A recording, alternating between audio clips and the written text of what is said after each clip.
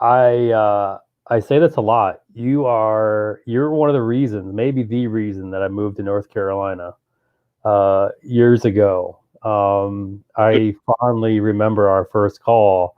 I was in the parking lot of a call center I was working at. I was managing operations for this call center, and I get this call from North Carolina, and there's this guy asking me about inside sales, and hey, what do you think about North Carolina? Like, I knew North Carolina existed. I didn't know anything about it. I didn't know anything about it. And I'm like, hell yeah, I'm in. And we're talking about agriculture and sales. And you're like, all right, I'll let you know. And I'm like, holy shit, I hope I didn't fuck that up. And like, then you ended up like, I can't remember if you emailed me back or called me back, like, hey, these guys want to bring you out. So then I come down North Carolina, meet with you. You're like, uh, it was like right away. I'm like, this is my dude right here. Like, Will is the man. You're a good dude, man. I like you a lot. I really do. You're one of my favorite people. The reason I'm in Carolina, and you're just a good dude, man. What are you up to? What's going on with you? Well, thank you for that intro. And I remember that very clearly. I remember picking you up at the airport. And Yeah, then, yeah, we took you over to meet the folks at Techniques, and the rest was history. Your wife yeah. did her job transfer remotely? Was she able to come with, or did she have to stay behind? I can't remember the dynamics of what you two worked out with the family back then. Yeah, yeah. So he stayed behind because we had to sell the house. That's right. Um, I didn't. Like, I was not planning on moving that quickly because you know Preston and Steve and Jack, they needed somebody pretty quickly.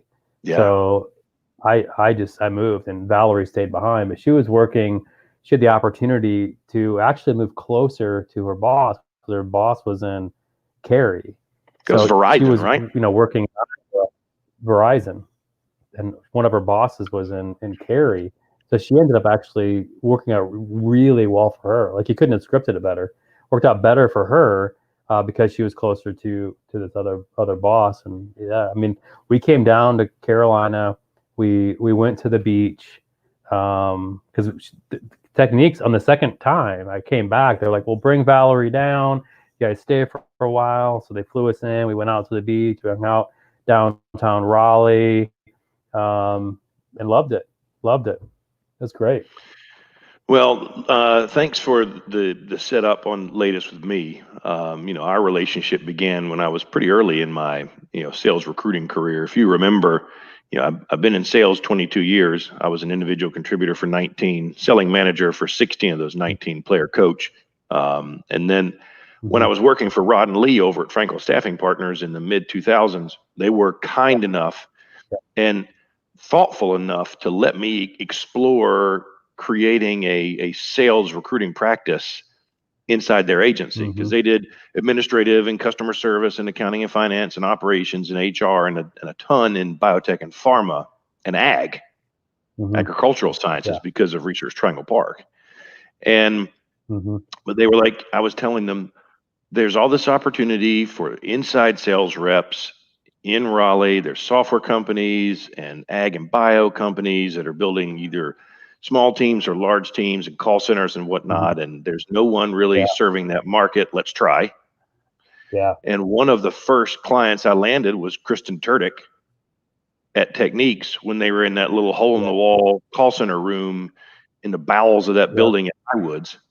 Um, Yeah. and she was like, Yeah. "Yeah, sure. You want to staff some people here, and do you have a pipeline?" And I was like, "Yeah, sure I do." Well, that was essentially what I was telling everybody. We didn't have a recruiter doing sales recruiting then. We didn't have a Mm. pipeline, but I knew Yeah. that if everyone in town was saying we need help hiring inside salespeople, and there was no resource for that, that's a market Mm-hmm. opportunity.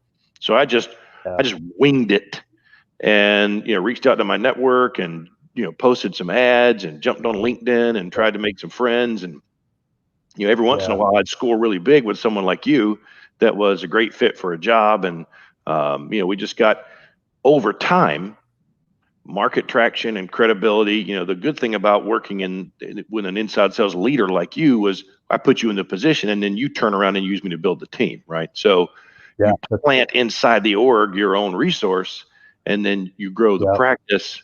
You know, now after 12 and a half years of building and running that inside, you know, Frankel Staffing, we were able to pivot out, Amy and I, in May of 17 and go independent.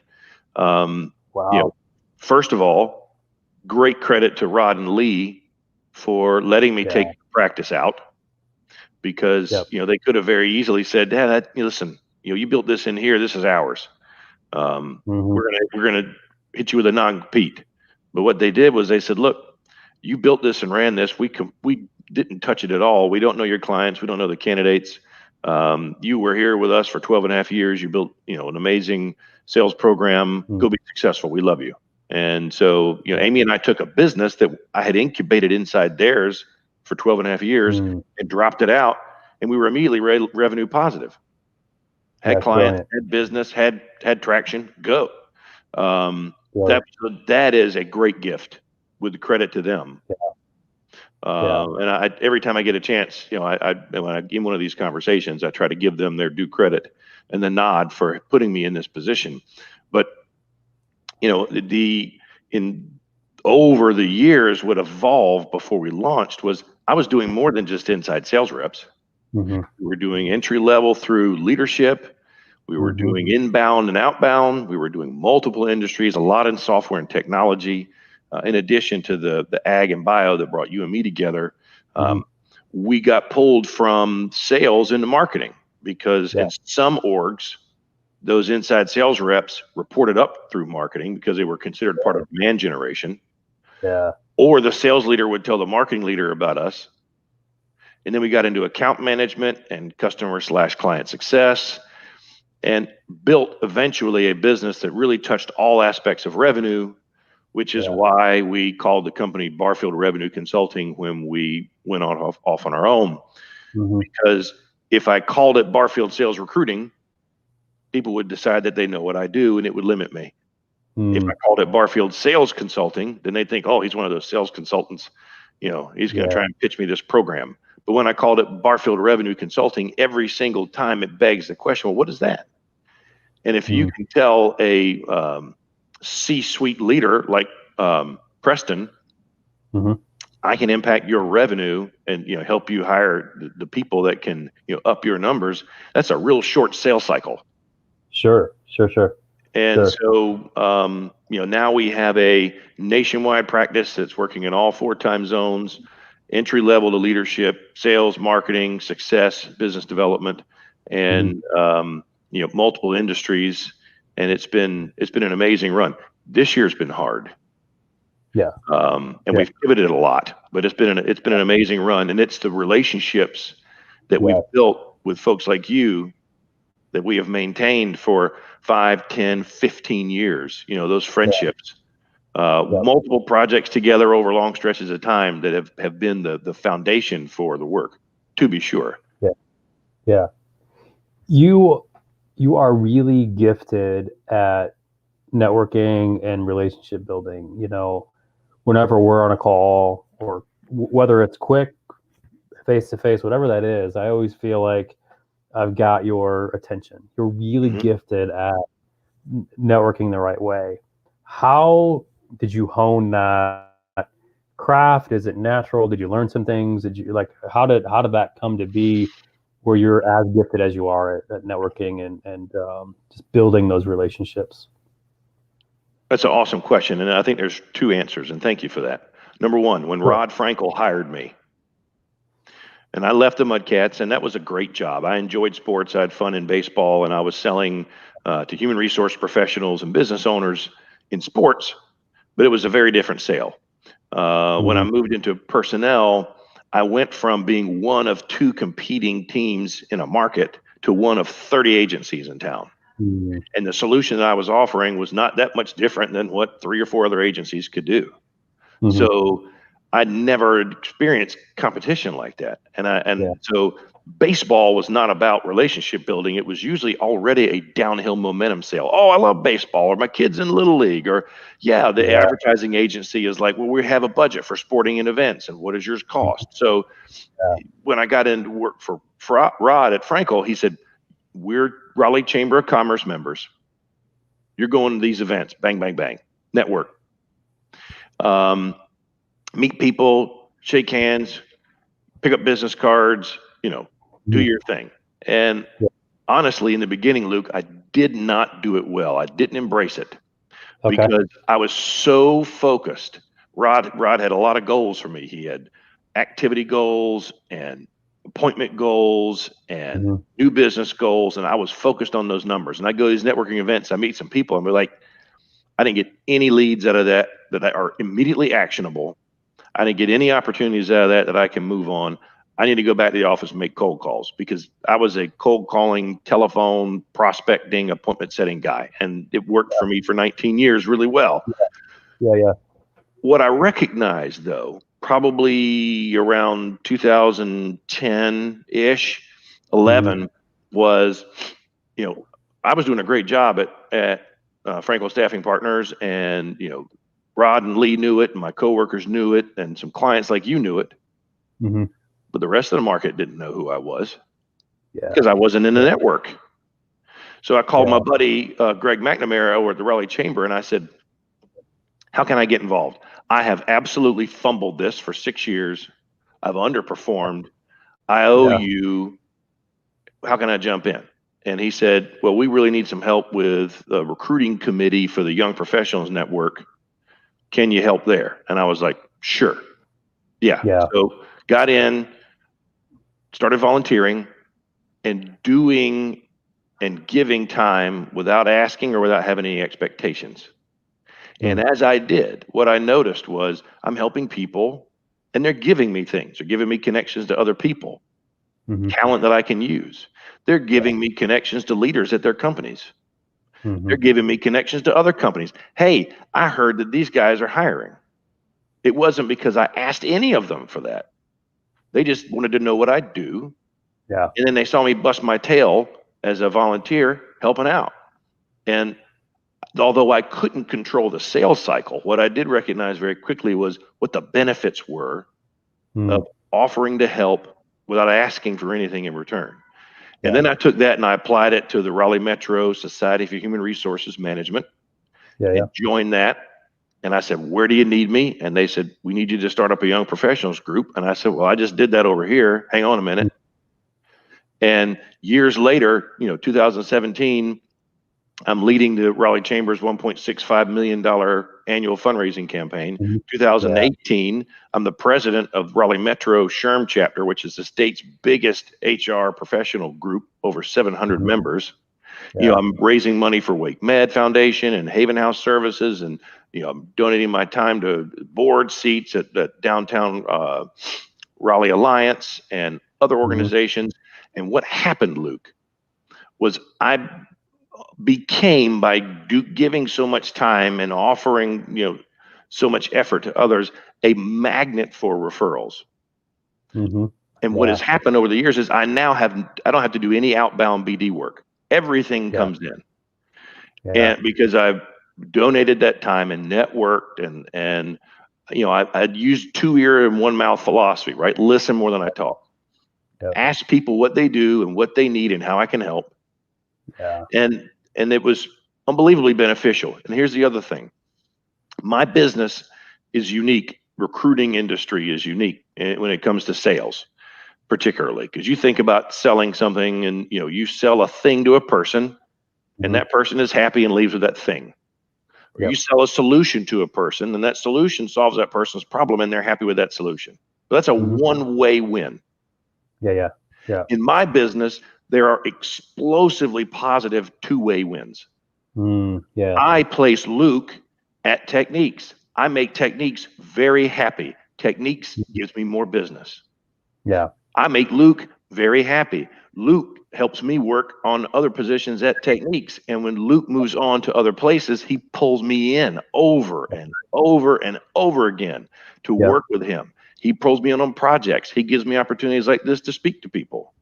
Yeah. So what I learned was that if I kept pressing that lever, right, Pavlovian, the rewards coming out of that from helping Hmm. human beings Right. were unbelievable. It's Yeah. selfish in a way because it feeds my soul, but Yeah. what it's done from a business impact standpoint is off the charts. And as a salesperson who's narrow-minded in scope, sometimes you don't see that.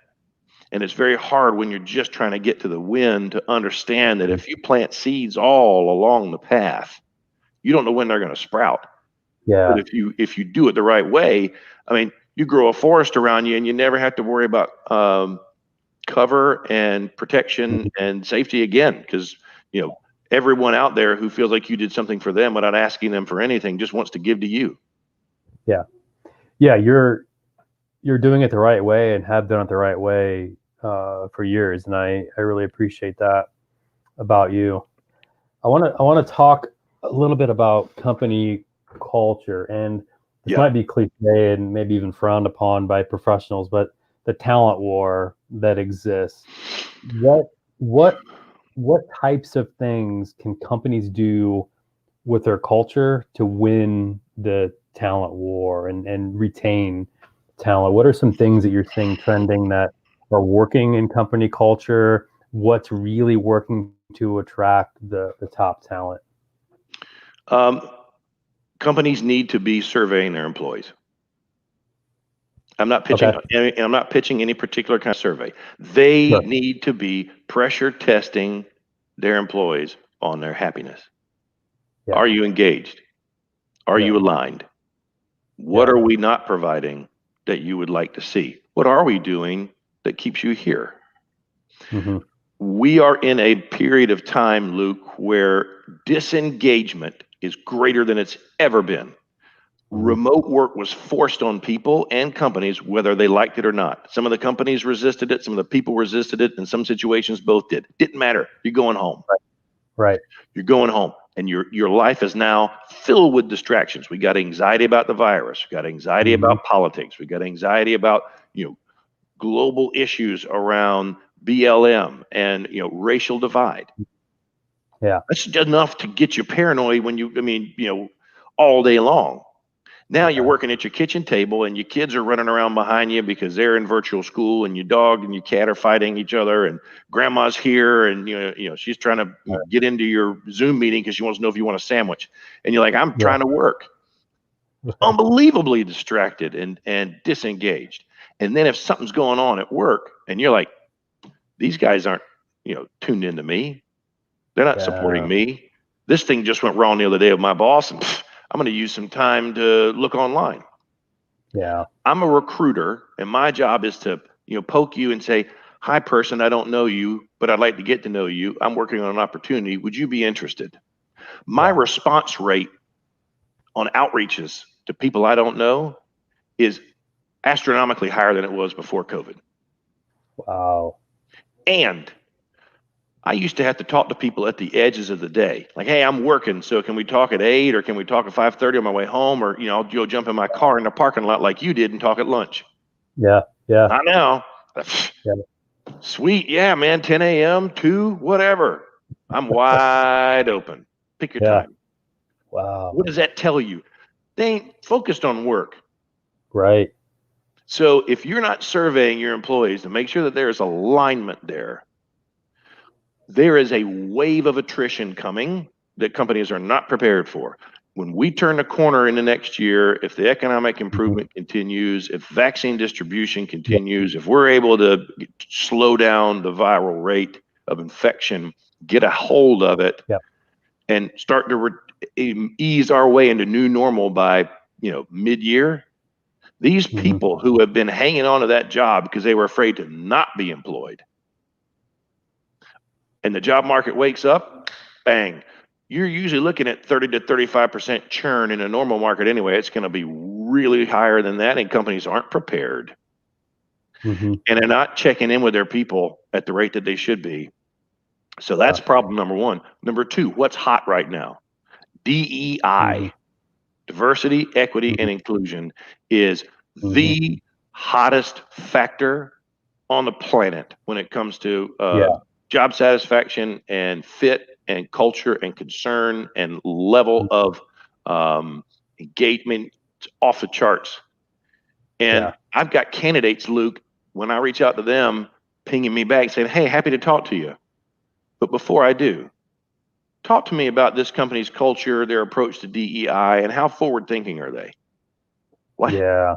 They're not asking me about salary. Right. Or the benefits plan.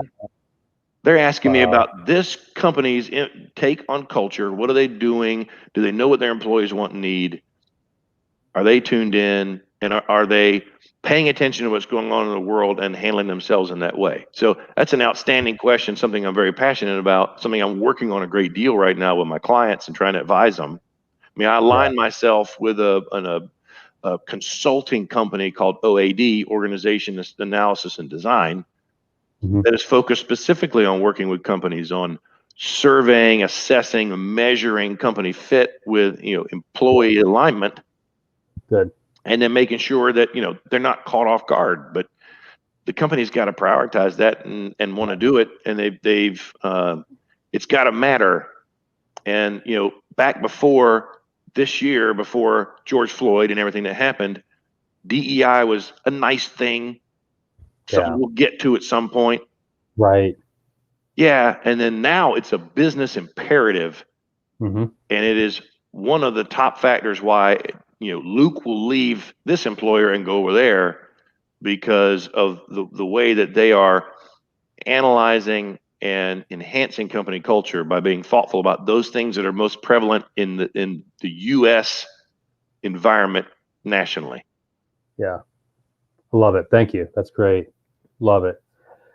We're at a little over 20 minutes. I want to make sure that I give you the opportunity to talk about lessons learned, things on your mind, things you want to get out there and share. So the floor is yours. What do you have? How much time do I have? I ramble. As much as you want. No, thank you. And great questions, by the way. Hopefully that content was what you were looking for. Yeah. Perfect.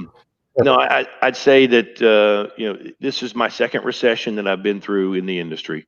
The first time I worked for someone else. This time, I've owned my own company. I can tell you that I have learned an incredible amount. We really had a hold of the tail of a comet when we launched this company's independence in 2017. We could not have jumped into a more high velocity marketplace.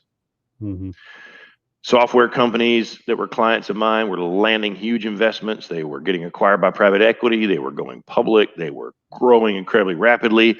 This local startup market was, all kinds of little companies popping up, and we were just on fire. We were fortunate that we got in early on this inside sales and revenue staffing thing here in Raleigh-Durham and really cornered the market. So I was in like a zero competition situation. They're like, oh, well, you need to reach out to Will, not only candidates, but clients. And it was unreal. And it kicked my tail. And we scaled this thing to 15 people in less than 3 years. And we were on fire in early March with 50 plus active clients and 125 search projects running across 4 time zones. It was, and I could tell, as we were flying that plane, that there was stuff we needed to fix in flight. I mean, I had issues with the fuselage and some engines, and she was going, but there was a lot of inefficiency. I was a first-time CEO. I'd been somebody else's employee for 19 years. Yeah. Here's the best decision I made. The best decision I ever made was to ask Amy Thompson to be my bride and to become Amy Barfield.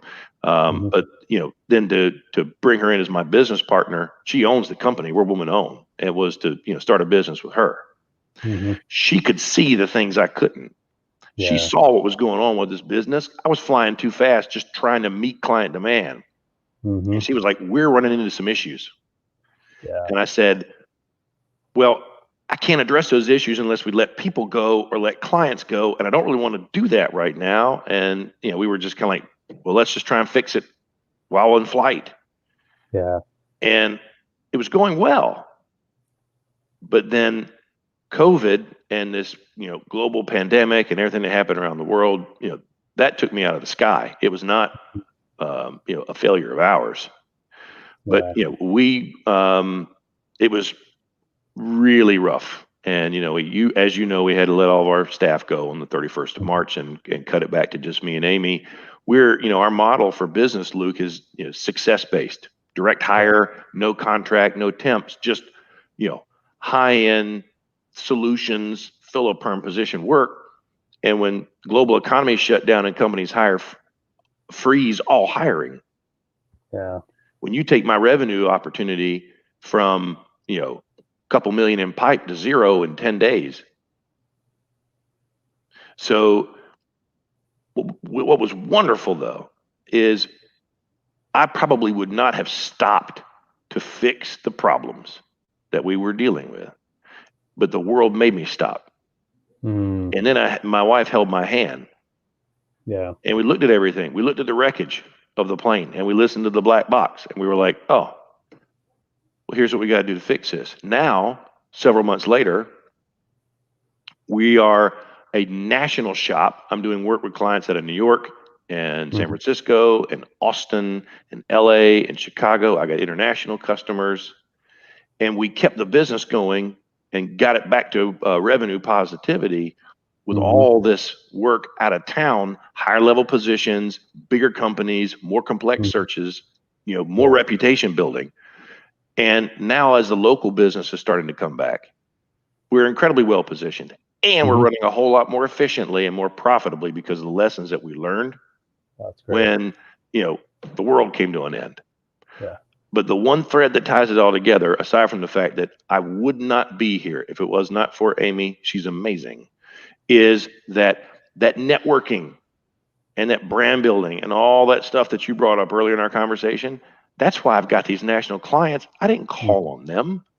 Yeah. It was this kind of stuff that I did in March, April, May, and June when business was slow. Yep. And I had time and I did webinars and I posted content on LinkedIn and I did some podcasts and I worked on that subject matter expertise perspective, right? Yeah. And that brand using zero cost online marketing to get the word out that led to all this inbound flow. Like, hey, I didn't know you were working on this, that, and the other. Let me connect you to the CEO over here, or let me forward you to my friend over there, or hey, I love what you just put out there. Could you help us with this position? All this stuff that I'm doing out of town and internationally, it was all through the network. Wow. Because of what we had done in the past and friends and connections, but also because we intentionally used the time that we had when we weren't super busy with work to put together content and push it out that we thought would give us that subject matter expertise view from larger markets, and it's paid off beautifully. Man, it's amazing. Well done. As I said, you're one of my favorite people. I respect you a lot. You're doing things the right way. Wish you nothing but the best, man. You're a good dude. You are too, my friend. Much love. Thank you. I'm happy to help however I can. This is great, man. I appreciate you stopping by. I love the invite. I love the post. And I was like, yes. Yeah. It's I think that's part of the networking thing, right? Like, it is. I've been building network for a long time and I decided to do something crazy and bring a bunch of people together to have conversations with very little notice, and a lot of people showed up, and that's awesome. Of course they did. Well, that's a reflection of the network building that you do. It's also, you doing something crazy is actually normal. And that's not out of the ordinary at all. I was like, Luke's doing something crazy. I'm like, that's like, hello, good morning. That's like every day. So another day. I was like, yeah, why not? But no, seriously, you've been a wonderful friend. You've been incredibly loyal to me for many, many years. You've been a great deal to me as a client and as a friend and as a connection. And that will continue. You send me a text, send me a LinkedIn message, send me an email. You're going to hear from me in 5 minutes. And I'm going to say, what can I do? Right. If you don't hear from me in 5 minutes, call a cop. Something's wrong. So I'm here anytime, buddy, and Cool. appreciate you very much. I hope you and your family have a beautiful holiday season. Thanks for doing this. It's been a blast. Yes, sir. Thank you so much for stopping by. I appreciate it. Bye, Luke. Thanks, buddy.